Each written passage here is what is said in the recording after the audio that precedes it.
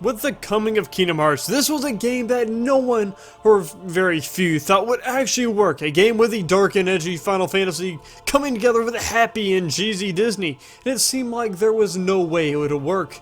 Yet 14 years and 8 games later, no matter how confusing the story is, I think it worked. To the point where the biggest draw wasn't only the Disney worlds or the Final Fantasy characters, it was the original characters, the combat in the story that drew many of us to the series and to stick to the series. Yet along the way, the series has taken many turns, story-wise and combat-wise, and for many, it has become hard for them to keep up, especially with the many games on different consoles. Why they're doing that, I don't know. I know I've made videos explaining the base story for each game. In order to really understand, I'm starting a new series where I take a look at the many aspects of each game that help to advance the story and different concepts that help explain it better in different characters and talk about them a little bit and explain the lore of the series, and also a look at how combat through the game has somewhat changed too, and mainly to point out what is new to each game in general and what each game actually did for the series as a whole. And like you would expect, today I'm starting out with the game that started it all, Kingdom Hearts 1, and in this video we'll be looking at the base of the series, the explanation and the starting point for the story and characters. So enough talking, let's get into the video. I've been having these weird thoughts lately.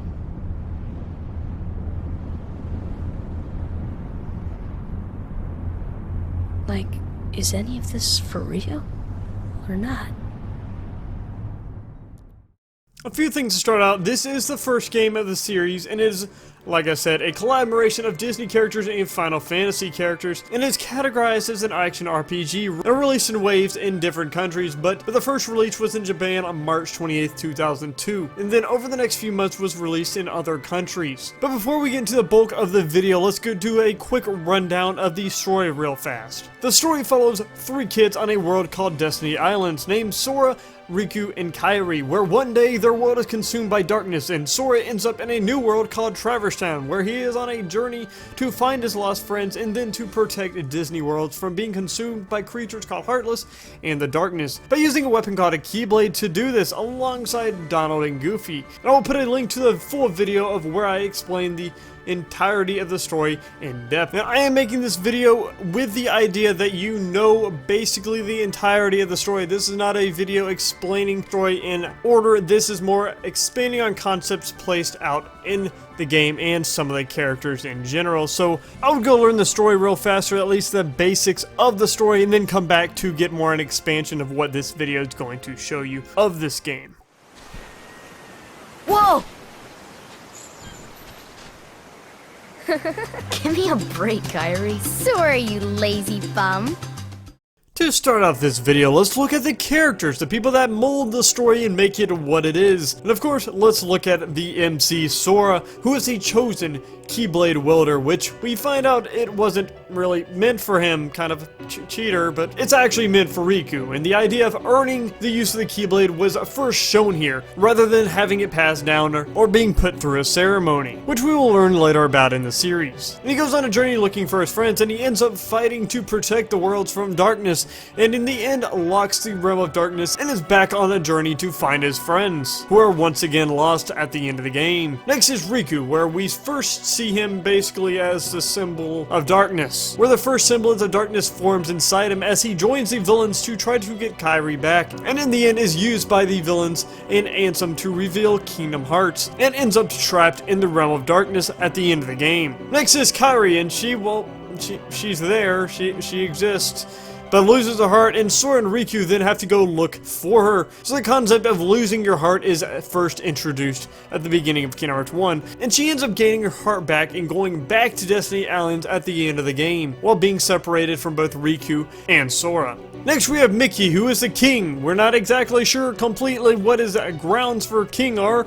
Is he just king of his world? Is he king of everything? He sure acts like he's king of a lot more than just his world, but whatever, that's not the point. But he is on a mission to stop the world from being engulfed in darkness, which is what is happening, and he appears multiple times in the rest of the series, but ends up in the realm of darkness at the end of Kingdom Hearts 1. Is really the only time we actually see him inside this game.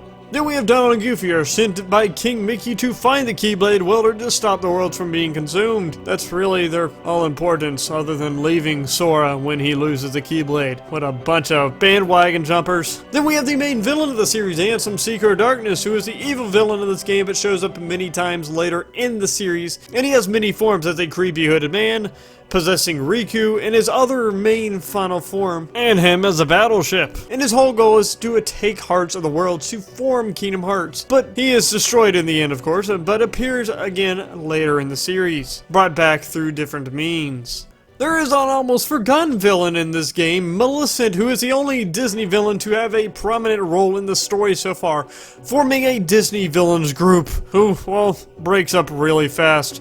And they're there to gather the Princess of Light in order to obtain Kingdom Hearts alongside Ansem. And aside those main characters, there are other multiple characters from Final Fantasy and Disney that have somewhat of a role in the series, such as Leon, Cloud, Merlin, Beast, and other Disney villains. And in general, Disney characters showed up on their respective worlds other than Mickey and Donald and Goofy and a few others, but Final Fantasy characters other than showing up on Destiny Islands all lived on Traverse Town after their world is engulfed in darkness and end up here. There are also the Princesses of Light, which is more of a plot point in this game, but they are princes of different worlds that are needed to unlock or reveal the keyhole of Kingdom Hearts. And all the names of the princesses are Kairi, Jasmine, Cinderella, Snow White, Sleeping Beauty, Alice for some reason, and Belle. And those are the main characters in this story that actually have prominence and hold any water. In the end, every heart returns to the darkness whence it came. You see, darkness is the heart's true essence.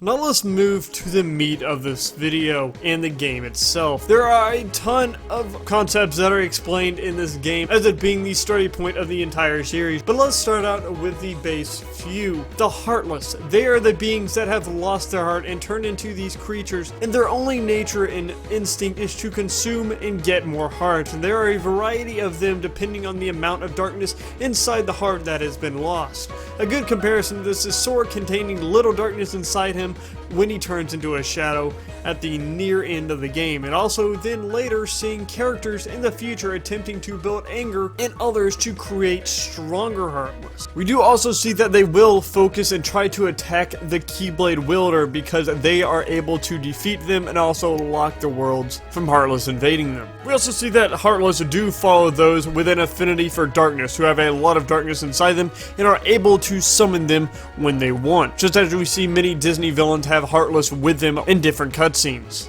Then there's looking at what is happening to the worlds and why they're being consumed. And as soon as the heart of the world is found by the Heartless, the world soon turns into a black hole and is destroyed and engulfed in darkness. And the heart of the worlds can be protected as long as they are locked by the Keyblade, which our MC Sora has one of these, and this Keyblade is able to release hearts by destroying Heartless and also, like I said, locking and unlocking the hearts of the worlds. Also, it strangely has a sort of consciousness when it's choosing to allow Sora to use it at the beginning of the game when Riku is the true wielder, but he is being consumed by darkness. But later, Riku then takes it back once he finds Sora, and he seems to be okay, but Sora then later proves himself again to be the true wielder and then deserving to wield the Keyblade when Riku's being a dick, and Sora says that friendship's what really matters. As for the origins of the Kingdom Key or Sora's Keyblade, his is formed from the Realm of Light, and then there is Mickey's Keyblade, which is basically the same Keyblade with a different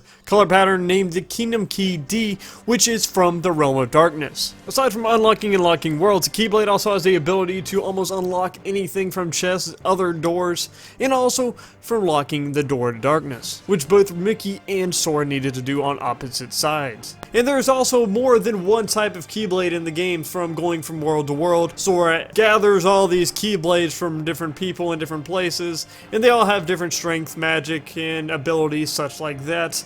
But they're in the game, plot-wise, there is another Keyblade that is able to unlock people's hearts. And this Keyblade that I'm talking about is called the Keyblade of Heart, and this Keyblade was created using the 7 Princes of Light and was needed to reveal the keyhole to unlock Kingdom Hearts. And this is the whole goal of Maleficent and Ansem Seeker of Darkness, was to gather the 7 Princesses of Light, which one being Kairi, and to form this Keyblade, which will then reveal the keyhole to Kingdom Hearts and then to unlock it. We also see that Kairi has has the ability to turn Sora back into his regular self by hugging him. Not exactly clarified on what she did, but it's an ability I assume she has, and that will be explained, hopefully in the future. Or maybe it was the power of friendship, I don't know.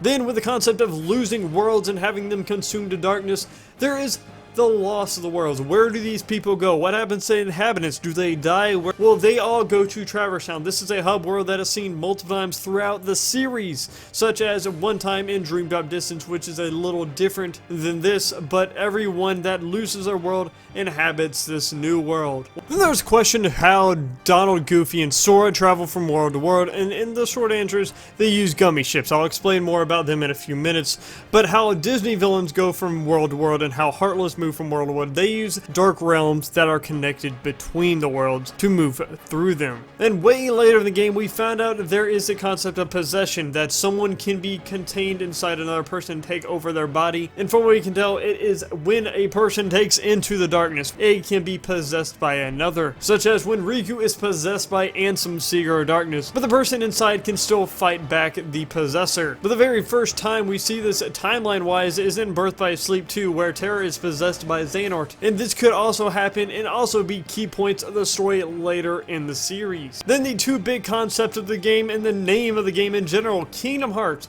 What is this? And in general, it is not clearly stated. The game describes it in different fashions throughout the series. It is the heart of all worlds. It is a large amount of power, just the being of hearts. Yet there are actually multiple Kingdom Hearts seen throughout the series and are created in different ways, but in this case for Kingdom Hearts 1, it is creating using the Heart of Worlds gathered by Ansem, Seeker of Darkness, and it is also seen to be made of light, where Ansem seems to think that it's made of darkness, but it is basically a very, very powerful object, and alongside it being made of light, it is found to be located in the realm of darkness, where it seems to fade away at the end of the game. And then there's the Door to Darkness, which it is a giant door that seems to contain this Kingdom Hearts inside, but the realm inside is pure darkness, a place where many characters in the series get trapped, yet there does seem to be different ways of getting out of it, such as in Kingdom Hearts 2, thanks to Kairi's letter and some other reasons. The door to light reveals and opens up in allowing Sora and Riku to leave. And the sealing of the door to darkness returns all the worlds back to normal, and including Destiny Islands, where Kairi goes back to. And at the end of the game, we get a very quick glimpse of the first organization members that we ever see in the Kingdom Hearts series, which turns out to be Xemnas, who fights Sora. And along with all these games, there is almost always some sort of reports that explain a lot more in depth into the background of the series and the games, and with this one we get the Ansem reports, which are written largely by Xehanort, the main antagonist of the entire series, but the very first report is written by Ansem the Wise. And who Xehanort is and what happened with Ansem the Wise, I will explain a lot more in Kingdom Hearts 2. But these reports are written by him, a man set on studying the hearts and Heartless. In the reports, we found out how the regular Heartless are created through a loss of a person's heart, and about the Heartless want for the heart of the world. Then the creation of emblem Heartless, which are Heartless that have a certain emblem on them, and they are synthetic and were first created by Xehanort, so he could do more experiments. We also find out that gummy ships are made of pieces called gummy pieces that create the barrier between worlds. They are the reason why people can't go through worlds, but when the heart of the world is open, which Xehanort does, opens the world of his world, the pieces fall, the barrier between the world is gone. He also lists out the name of 3 realms: the realm of light, the realm that they live in, the realm of darkness, a realm of pure darkness, and the world in between. Lastly, he goes on to explain that after the Heartless is created, a husk of a body is left behind in a different world that he called a nobody. These play a huge role in the next few games, as in the nobodies. We'll all be together again soon. Don't worry. Just leave everything to me. I know this.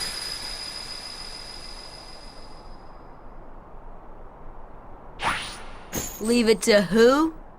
Lastly, let's look at the starting combat of this series here. The game's combat is all real-time action or hack and slash, using a mixture of magic such as Cure, Fire, and Arrow, with button mashing and many different attacks chained together, ranging from normal slashes to long chaining strikes from moves like Ars Arcanum. You can obtain different Keyblades that both have different abilities and strengths and weaknesses, 2. Magic is also used by consuming MP, which can be refilled through using items like ethers, and your life is measured by an HP bar that can be refilled using cure magic or potions, and elixirs are also used to refill both. You are also giving summons, bringing in Disney characters to fight for a short period of time, which these summons in this game are brought on by souls or characters that lost their world but have a strong presence or heart. And they all have different attacks, from Wars from Simba to Tinkerbell's constant healing. The game also has an emphasis on platforming, even if it might not be the smoothest form of travel in the world. But in the world of Atlantica, you can swim instead of running and jumping around. You can also gain a few smaller abilities like gliding, dodge rolling, and higher jumping. And there are also a few mini games located in the world of Winnie the Pooh. Donald and Goofy also accompany you along the ride, who usually die, but they can heal you sometimes. An attack and can be used as the punching bag to distract enemies, yet you can also have Disney characters fight with you while in their respective worlds, like Tarzan in Deep Jungle and Ariel in Atlantica. You are also able to equip equipment to raise Sora, Donald, Goofy's attack, defense, or AP, which AP stands for ability points, that is used to allow more attacks and abilities to be equipped. The game is also influenced by Final Fantasy in a few aspects, with the names of moves such as the names of magic like Fire and being moves from original Final Fantasy game. A few fun little extra tidbits of information about Kingdom Hearts 1 is that it was originally, a lot of people might know this, that it was originally supposed to be a much simpler game where the MC was going to be Mickey Mouse, and at a time Donald was also thought to be the MC, but quickly changed to Sora being the MC. His outfit reflects that of Mickey Mouse's outfit too, with the giant shoes in the red and blue outfit. And also, one of Sora's first designs, he was supposed to be a lion boy with a chainsaw as a weapon. That would have been a little too graphic for the kids, I think. And Kingdom Hearts, with this beta trailer, had a much different logo that, in my opinion, was not as slick and charming as the oh so beautiful logo that we have now. Also, in the final mixed version of the game, there are a few things added, but two of the big ones, in 1.5 especially, is the addition of Xemnas as a hidden boss battle, and also the addition of 3 answer reports that mention nobodies, which this was the point where the expansion of the universe of Kingdom Hearts was being made. This is also the only game to actually have Tarzan as a world, where multiple worlds from this game were repeated in the next few, especially Chain of Memories, but Disney losing or having its time with the rights to Tarzan ran out, so did Kingdom Hearts. And that is it for the fun notes for Kingdom Hearts 1. And there you have it, the importance of Kingdom Hearts 1, and the first game of any series is very important. It's needed to set the tone of the story, the characters, and how the world works, and in this case the story changes a lot from here, but it is still a very important game to set the groundwork for future events, even though only a few events have any real prominence for later in the story, such as Sora losing his heart and creating Roxas, and also Naminé, who shows up later in the game, and also some small foreshadowing, whether completely intended or not, and also Ansem Seeker Darkness becoming one of the vessels for Xehanort and Dream Drop Distance that we find out. But that is it. Tell me what you think of this video. Should I do these for the rest of the series, or do you want me to do them for another series? And also, if there's something else you think I could talk about and add to these videos, or make them better. Otherwise, thanks for watching. My name is the Arcane Keyblade, and I will see you all next time. Peace out.